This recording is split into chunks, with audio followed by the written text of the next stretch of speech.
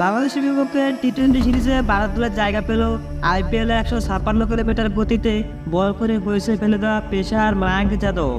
এছাড়াও ডাক পেয়েছেন হর্ষিত রানা ও নীতিশ কুমার। টেস্ট সিরিজ শেষে টি-20 সিরিজে মুখোমুখি হবে বাংলাদেশ ও ভারত। তার আগে শনিবার 28 সেপ্টেম্বর রাতে টি-20 সিরিজের জন্য 15 সদস্যের দল ঘোষণা করেছে ভারতীয় ক্রিকেট নিয়ন্ত্রণ বোর্ড বিসিআই। 6 অক্টোবর ভুবনেশ্বরে, 9 অক্টোবর নয়াদিল্লিতে ও 12 অক্টোবর হায়দ্রাবাদে 3 ম্যাচ টি-20 সিরিজে মুখোমুখি হবে ভারত ও বাংলাদেশ।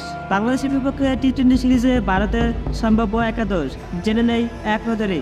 ভারতের 15 সদস্য টি-20 দল: সূর্যকুমার যাদব অধিনায়ক, অভিষেক শর্মা, সঞ্জু স্যামসন উইকেটরক্ষক, রিঙ্কু সিং, হার্দিক পান্ডিয়া, রিয়ান পরাগ, নীতিশ কুমার, শিবম দুবি, ওয়াশিংটন সুন্দর, রবি বিষ্ণুই, বরুণ চক্রবর্তী, জিতেশ শর্মা উইকেটরক্ষক, আশদীপ সিং, হর্ষিত রানা ও মায়াঙ্ক যাদব।